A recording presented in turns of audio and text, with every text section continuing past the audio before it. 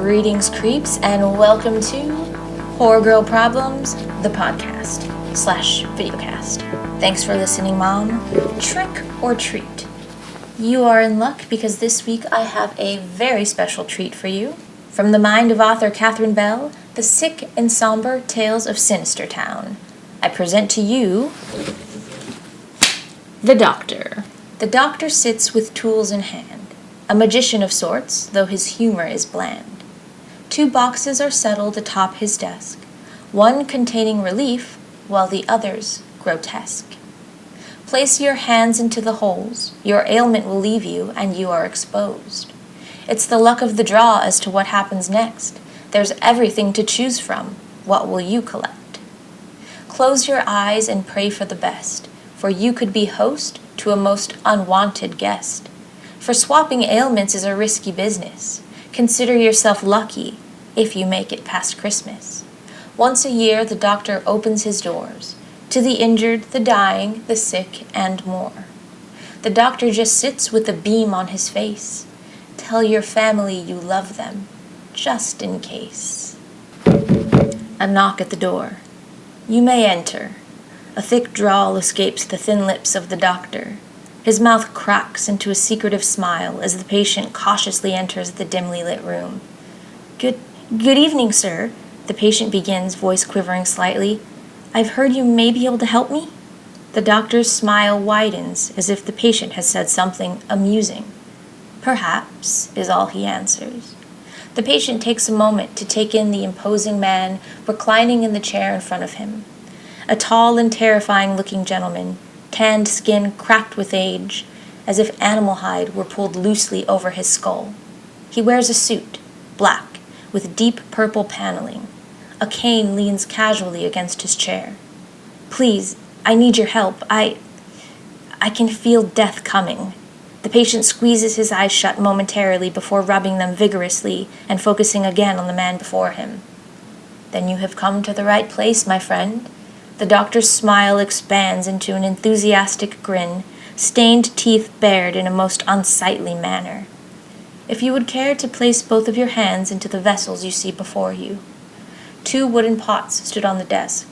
The patient had been so focused on the doctor he hadn't even noticed them. "What are these?" "Oh, my good man! Surely you know what it is I do." The patient pulled back his hands, both of which he had begun to extend towards the now sinister-looking containers. "Well, I have heard things, but I wasn't sure. Some of them can't be true." "Oh, dear boy, it is all true. My treatment is unique. If you accept, you simply place your hands into the casks before you, and your ailment, the progressive stages of malaria by the looks of things, will simply disappear. Now here, you see, comes the exchange. In return for releasing you from the plague you were afflicted with, you will have to take on something else. It could be better, it could be worse. It is all down to luck. Do you feel lucky?" The horror on the patient's face said it all. He most certainly did not feel lucky. The doctor shrugged. "You do not have to continue. You can walk back out of that door right now and say nothing more of it." But I'll surely die." "Then, my friend, you have nothing to lose." The doctor extended his arm invitingly, but the patient was still unsure. "Could you not just remove my illness and let me leave?" Now, those are not the rules. If you play my game, you must follow my rules. Now enough of this. Make your decision." Then I must agree."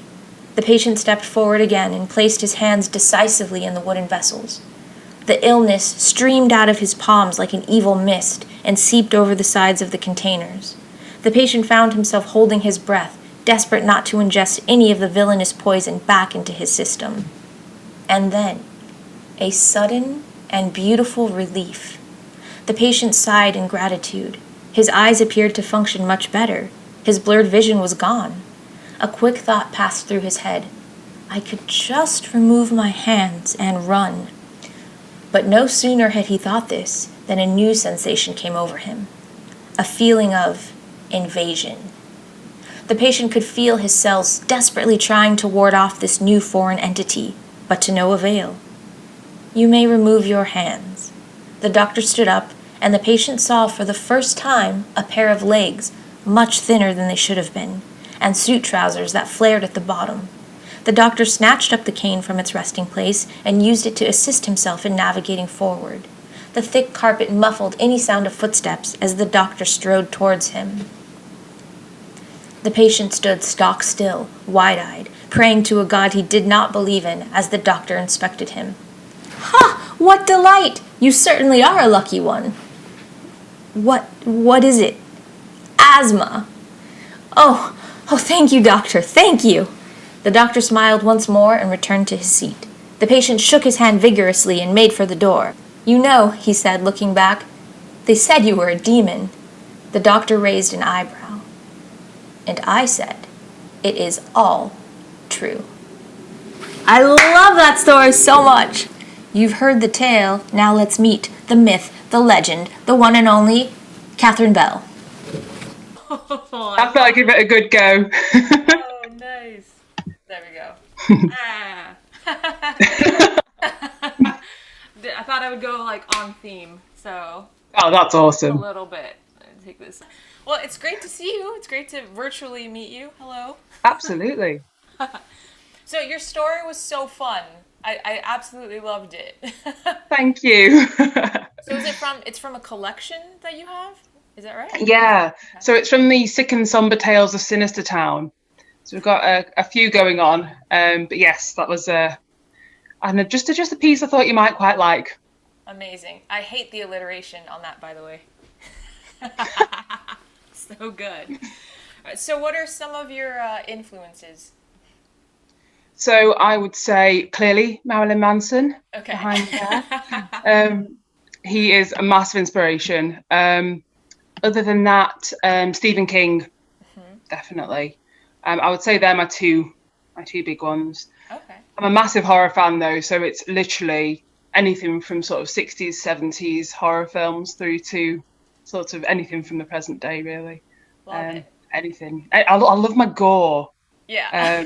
But my trouble is that because I'm so into my writing and my reading, everything's has to be really poetic, right. Which is why I've got the little poems at the beginning of each short story.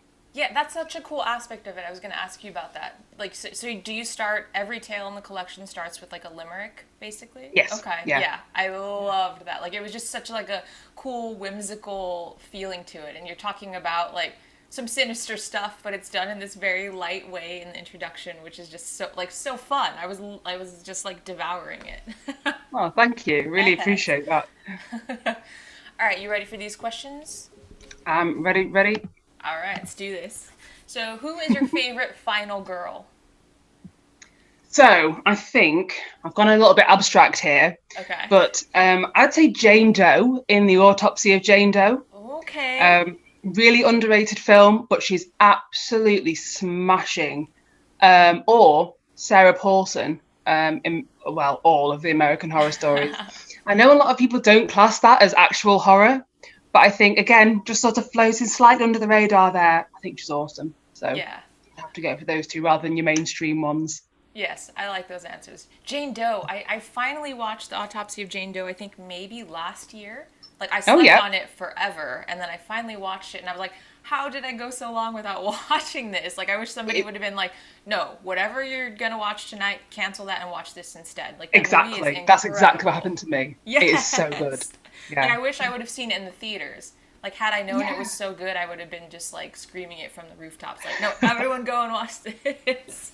100%. So original and cool. And I also love Sarah Paulson, especially in, was it the second season was Asylum, I think? Yes, that's my favorite season. Yes. And she's just such a badass, and you watch her evolve, and I was like, I am so in love with you. You're amazing. Like, she's so cool. 100%. Oh my gosh. I adore her.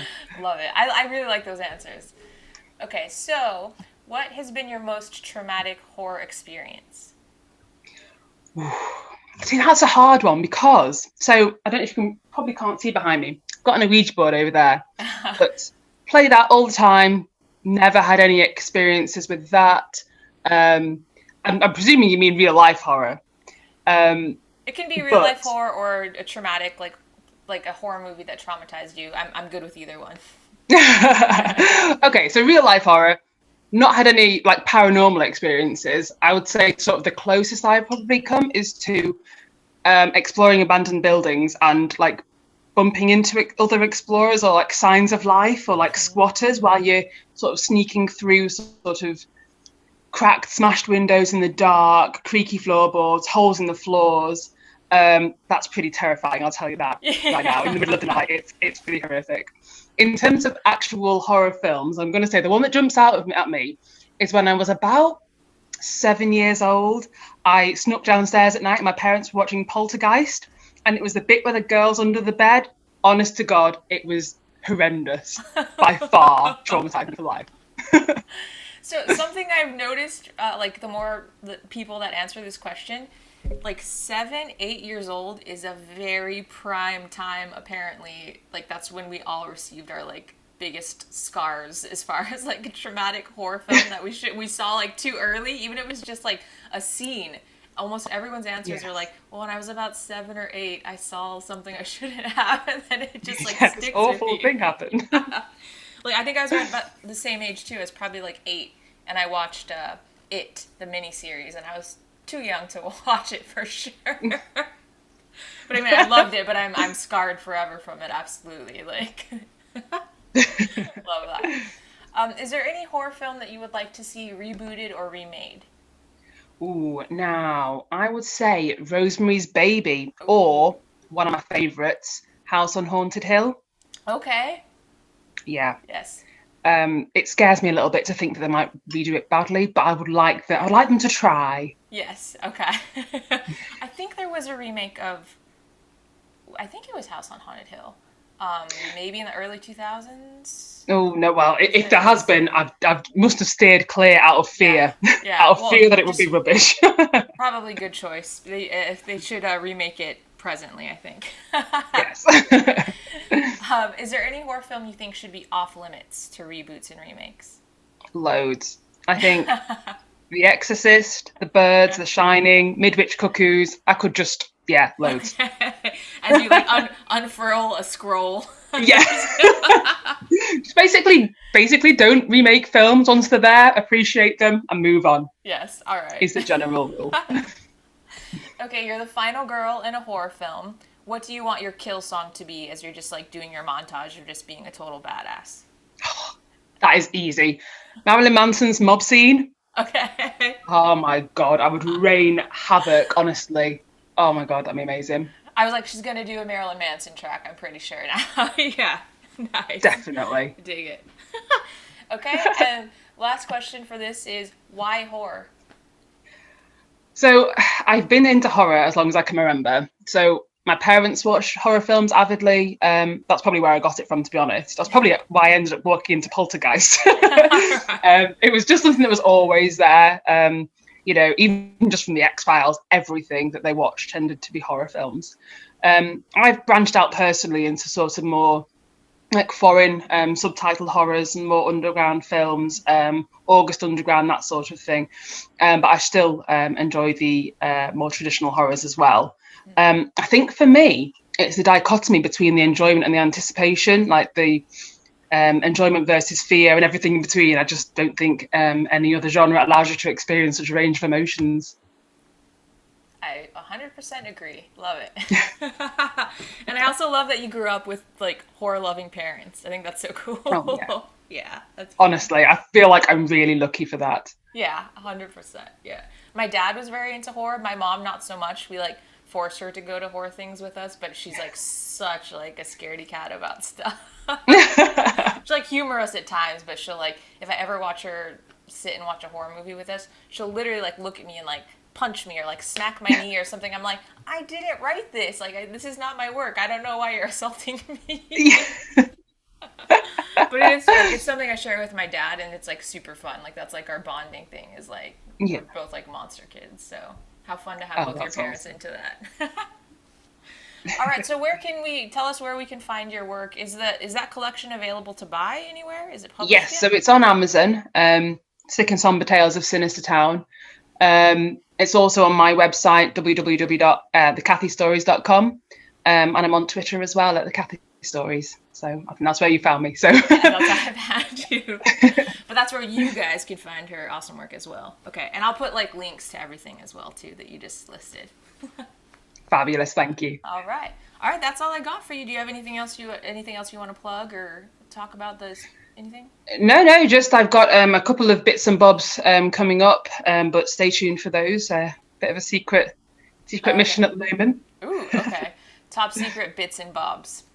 Yeah. Exactly. All gore filled. Perfect. Torture porn. Torture porn. Give me the torture My porn favorite. bits and bobs. Awesome. All right, well, it was so nice to virtually meet you. Thank you for doing this. I'm really excited to share this story with everybody because I just fucking loved it. So I'm really excited for everyone to like hear this and go. Oh, thank you so much. Your work. Yeah. Now I got to order your book too because I want to read more of it. Oh, awesome. Thank you very much. Yes. Okay. Thank you so much. Happy Halloween. Happy Halloween. Massive thank you once again to Catherine for sharing this amazing story with us and for joining us at our virtual Halloween party. If you are watching this on YouTube or the blog, I will link all of Catherine's info below so you can check out some more of her amazing work. As always, thank you so much for listening. If you are so inclined, rate, comment, subscribe. All of that helps other people find this weird little thing. I'm so excited to continue to share this month-long virtual half-assed Halloween party with you. That's all I got. I'll catch you next week for some more spooky shit. And remember, wear your masks.